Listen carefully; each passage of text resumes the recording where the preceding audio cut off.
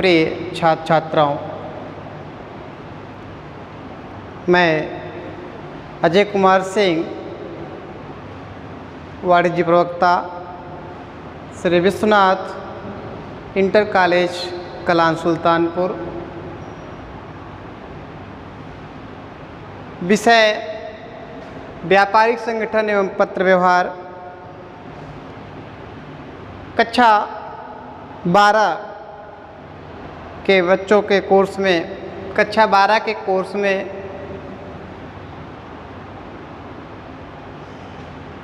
देसी व्यापार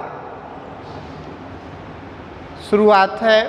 देसी व्यापार से इनलैंड ट्रेड, तो व्यापार जो होता है, व्यापार कहाँ किसे जाता है, वास्तव में लाभार्जन के दृष्टिकोण से वस्तुओं व सेवाओं का क्रय विक्रय व्यापार कहलाता है। व्यापार को 2 भागों में बांटा जाता है, देसी व्यापार और विदेशी व्यापार। देसी व्यापार क्या होता है? वह व्यापार जो कि किसी भी राष्ट्र की सीमा के अंतर्गत किया जाए, वह देसी व्यापार कहलाता है। और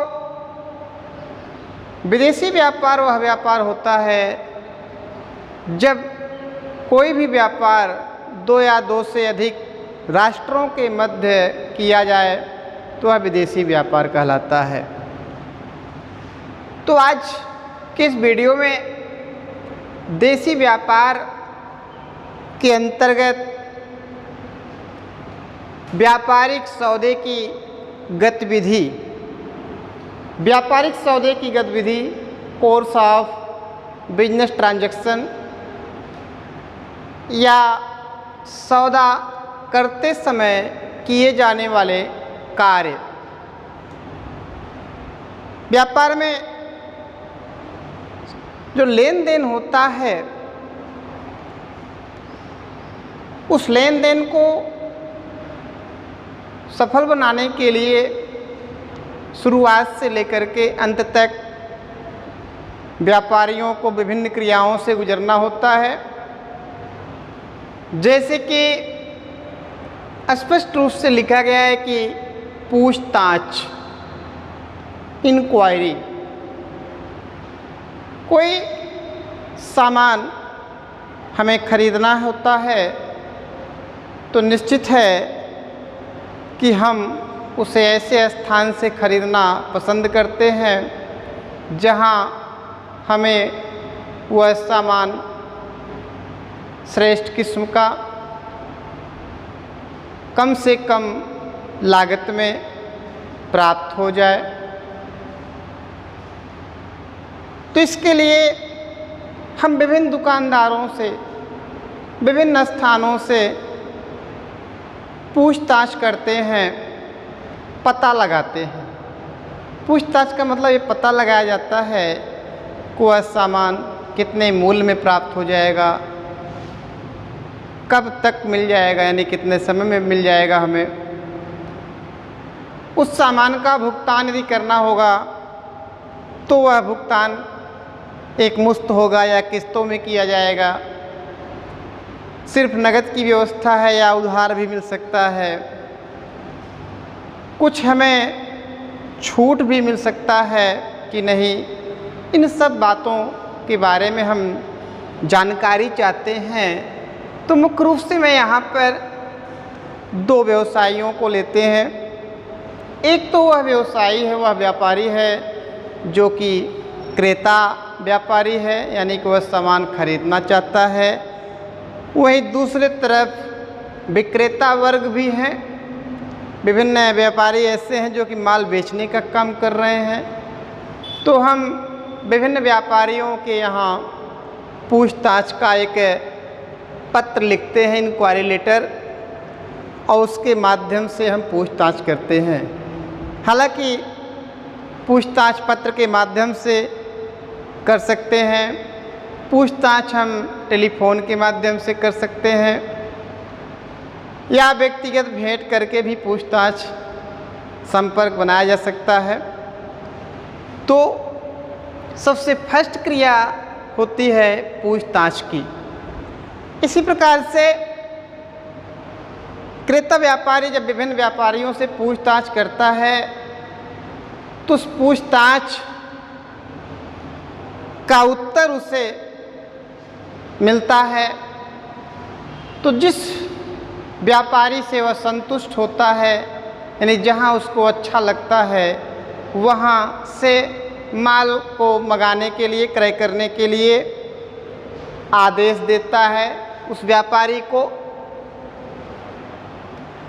एक ऑर्डर लेटर लिखता है जिसमें कि माल के बारे में समुचित जानकारी दी जाती है और कितने समय तक वह उपलब्ध हो जाए इसके बारे में भी लिखा जाता है। उससे संबंधित शर्तें भी लिखी जाती हैं। तो आदेश देना,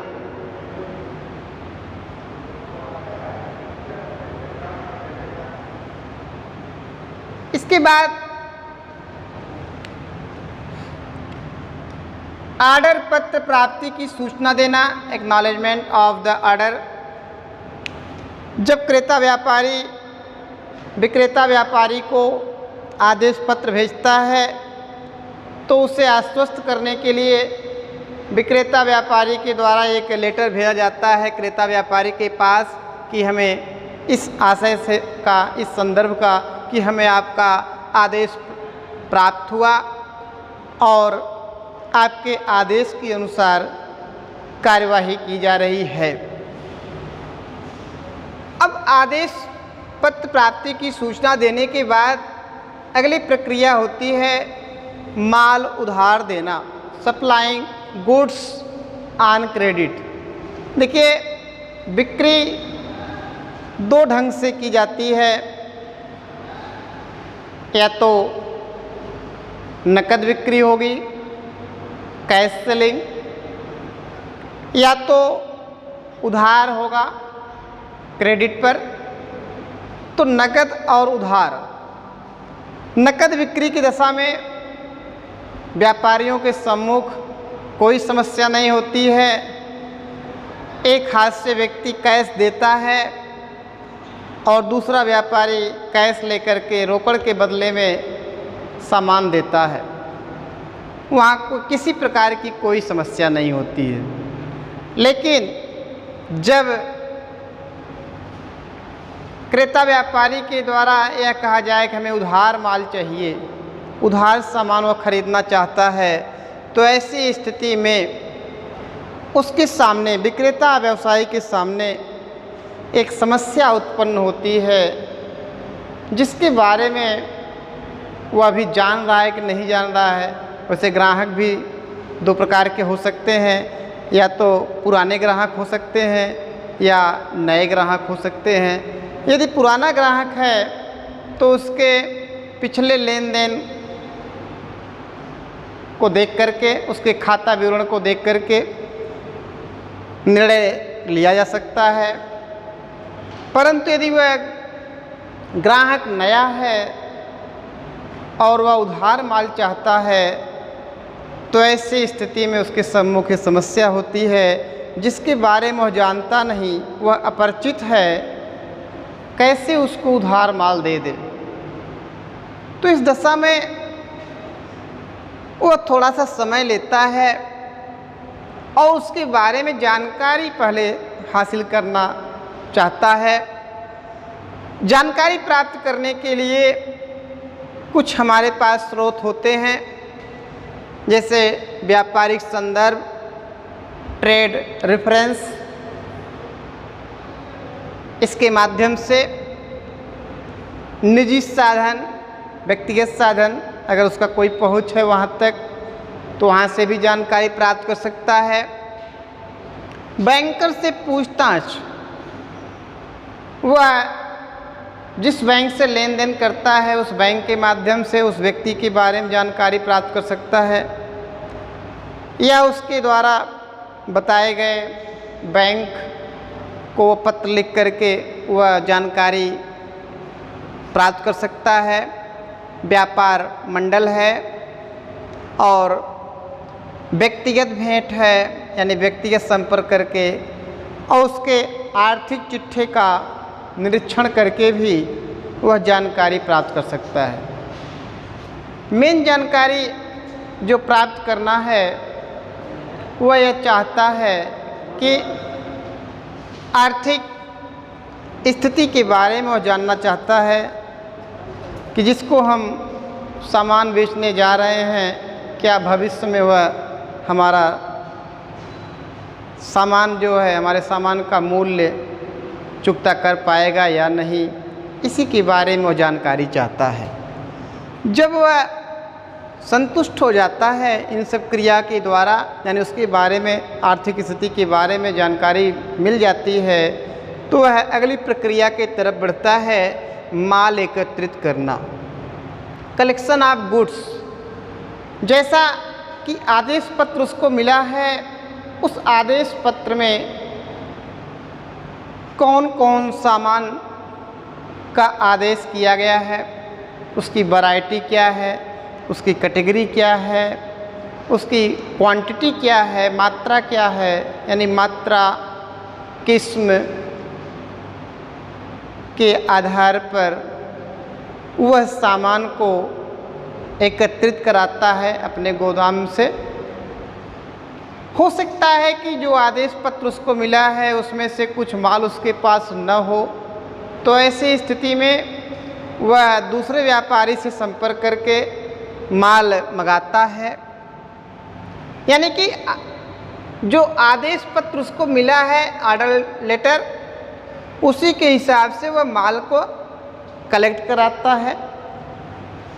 जब आदेश के अनुसार माल एकत्रित हो जाता है तो ऐसी स्थिति में अगली प्रक्रिया फिर आती है संवेष्टन करना, वह चिन्ह डालना, पैकिंग एंड मार्किंग। पैकिंग, संवेष्टन, यह क्रिया क्यों की जाती है? जिससे कि कोई भी सामान समुचित रूप से, जैसे कि आज की स्थिति में है वह कंपनी में, उसी के अनुरूप वह उपभोक्ता के हाथ में पहुंच सके, उसमें कोई क्षति न हो मार्ग में, इसके लिए वह पैकिंग किया जाता है, उसको बांधा जाता है। और यह पैकिंग जो होता है वह माल के स्वभाव के अनुसार होता है। जैसा माल होता है उसी हिसाब से पैकिंग की व्यवस्था की जाती है। गत्ते में, टाट या बोरियों से, लकड़ी के पट्टों से या लोहे की चद्दरों से, माल के स्वभाव पर निर्भर करता है पैकिंग की व्यवस्था। और उस पर एक चिन्ह डाला जाता है, मार्किंग किया जाता है। ऐसा इसलिए किया जाता है ताकि गंतव्य स्थान पर यानी जहाँ की माल जाना है वहाँ के ट्रांसपोर्ट पर उसको आसानी से उस व्यापारी के द्वारा पहचाना जा सके कि यह हमारा ही बंडल है, यह हमारा माल है। जैसे उसमें वर्गाकार आकार बना दिया गया पैकिंग के ऊपर और उसमें कुछ अक्षर लिख दिए गए जैसे कि ABC, या त्रिभुज के रूप में चिन्ह डाल दिया गया, इस पर लिख दिया गया GIP। अब इसको देख करके क्रेता व्यापारी आसानी से पहचान जाएगा कि यह हमारा ही बंडल है, यह हमारे लिए ही आया है। तो थोड़ा सा आसानी हो जाता है माल छांटने में, यानी माल प्राप्त करने में कोई दिक्कत उसको नहीं होती। तो माल की पैकिंग व मार्किंग करने के बाद अब आता है नंबर माल को भेजा जाता है, माल को प्रेषित किया जाता है। विक्रेता व्यवसाय क्रेता व्यापारी के शहर तक, क्रेता व्यापारी के दुकान तक माल भेजने की व्यवस्था करता है। वैसे माल भेजने के जो साधन हैं, जैसे आप सड़क यातायात जानते हैं, जल यातायात और वायु यातायात, थल, जल, वायु। थल में सड़क परिवहन है और रेल परिवहन है, रेल की भी व्यवस्था है, सड़क की भी व्यवस्था है, ट्रक के द्वारा या रेल के द्वारा माल जा सकता है। जल यातायात में समुद्री जहाज के द्वारा, नावों के द्वारा, और वायु यातायात में एरोप्लेन, हवाई जहाज का प्रयोग किया जा सकता है।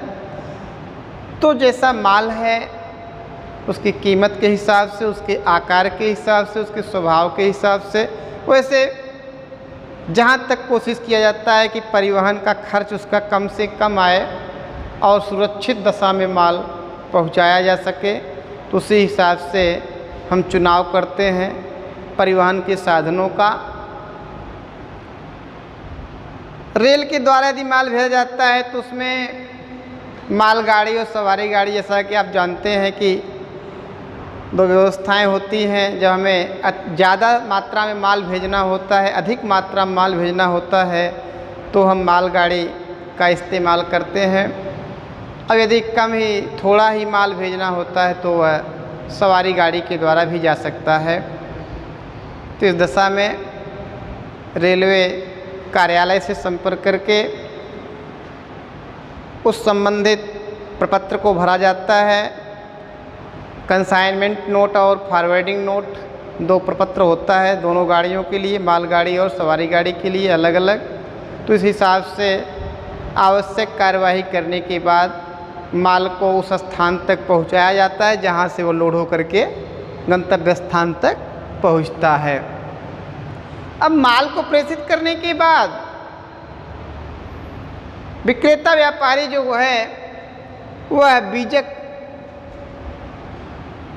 भेजता है क्रेता व्यापारी के शहर में, डाक के माध्यम से इनवॉइस भेजता है बीजक, जिसमें कि माल का विवरण होता है और जो भी माल भेजा गया है उन सभी का सकल मूल्य कितना हुआ, छूट इत्यादि घटाने के बाद जो रकम होता है उसको उसमें लिखा जाता है और उसी बीजक के द्वारा क्रेता को यह ज्ञात होता है कि हमें कितना रकम चुकता करना है, जो माल का आदेश हमने दिया था उसका कितना भुगतान हमें करना है। और विक्रेता व्यापारी को भी उसी के द्वारा ज्ञात रहता है कि हमें फला व्यक्ति से, फला व्यवसायी से, अमुक व्यवसायी से हमें इतना रकम प्राप्त करना है। ये बड़ा ही महत्वपूर्ण होता है। तो बीजक को भेजा जाता है। बीजक को भेजने के बाद विक्रेता व्यवसायी जो है क्रेता व्यवसायी को पत्र लिखता है, इन्फॉर्मेशन देता है, सूचना देता है कि आपका माल भेज दिया गया है और आप अपने उपयुक्त स्थान से माल को प्राप्त कर सकते हैं। इस आशय का पत्र भेजा जाता है। अब इसके बाद की प्रक्रिया होती है, एक यहाँ पर आया एक शिकायत संबंधी पत्र व उत्तर, कंप्लेंट्स एंड रिप्लाई। कभी कभी ऐसा भी होता है जैसे उसको बीजक प्राप्त हुआ, माल उसको प्राप्त हो गया क्रेता व्यापारी को, लेकिन जब वह बंडल खोलता है, पैकिंग खोलता है और बीजक से मिलान करता है, आदेश से मिलान करता है, आदेश पत्र से, कि क्या हमने जो आदेश दिया था उस आदेश के अनुरूप माल आया है या नहीं। और यदि उसमें कोई कमी पाता है, कोई त्रुटियां होती हैं, तो इस स्थिति में वह विक्रेता व्यापारी को शिकायत करता है, कंप्लेन करता है कि हमने तो अमुक सामान जो है यह इसका 12 दर्जन 12 डजन आदेश दिया था, लेकिन गिनने पर पता चल रहा है तो 10 दर्जन ही है। अरे हमने इस मूल्य का या इतने मूल्य में इस किस्म का माल भेजने का आदेश दिया था, आपने घटिया माल भेज दिया, यानी उस कैटेगरी का माल आपने नहीं भेजा। तो ऐसे शिकायत करता है और ये शिकायत पत्र वह भेजता है विक्रेता व्यवसायी के पास। विक्रेता व्यवसायी उस पत्र को पढ़ने के बाद उसका इतने ही कुशलता के साथ उसका उत्तर देता है कि ग्राहक खुश भी हो जाए और मधुरता दोनों में बनी रहे। तो शिकायत संबंधी पत्र वह उत्तर हुआ। खाता विवरण भेजना, submission of statement of account, खाता विवरण भेजना। समय समय पर विक्रेता व्यवसायियों के द्वारा खाता विवरण की प्रति बना करके भेजा जाता है। यह एक प्रकार से इसका उद्देश्य जो होता है, यद्यपि वह कहता नहीं कि मुझे रकम चाहिए, वह उधार रकम की वसूली के उद्देश्य से वह खाता विवरण बना करके भेजता रहता है, ताकि यदि कोई शेष है तो उसे आसानी से मिल भी जाए और ग्राहक नाराज भी न हो। देखिए, व्यापार में बड़ा ही महत्वपूर्ण बिंदु होता है ग्राहक, कस्टमर। समस्त व्यापार का केंद्र बिंदु जो है वह ग्राहक ही होता है। इसलिए ग्राहक को व्यापार में ईश्वर माना जाता है, परमेश्वर माना जाता है, अन्नदाता माना जाता है, यानी सबसे महत्वपूर्ण स्थान ग्राहक का ही होता है। तो ऐसी स्थिति में हमारा रकम भी मिल जाए और ग्राहक नाराज भी न हो। इसी पर एक कहावत है, सांप भी मर जाए और लाठी भी न टूटे। खाता विवरण भेजता रहता है। इसके बाद भुगतान प्राप्त करना। अबे जाहिर सी बात भाई, सामान यदि बेचा जाएगा तो भुगतान तो मिलना ही चाहिए, और भुगतान वह बैंक के माध्यम से प्राप्त कर सकता है, ड्राफ्ट के माध्यम से।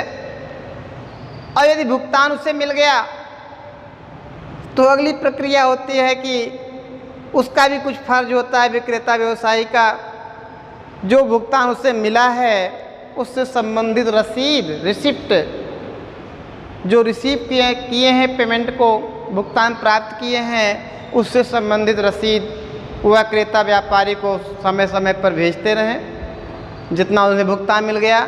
यदि भुगतान 5000 रुपये का है या उससे ऊपर का है तो उस पर रसीदी टिकट होना चाहिए। तो आपने भी देखा, देसी व्यापार में जो सौदा होता है, सौदा करते समय जो किए जाने वाले कार्य होते हैं, पूछताछ से लेकर के भुगतान प्राप्ति की रसीद भेजने तक आपने देखा। धन्यवाद।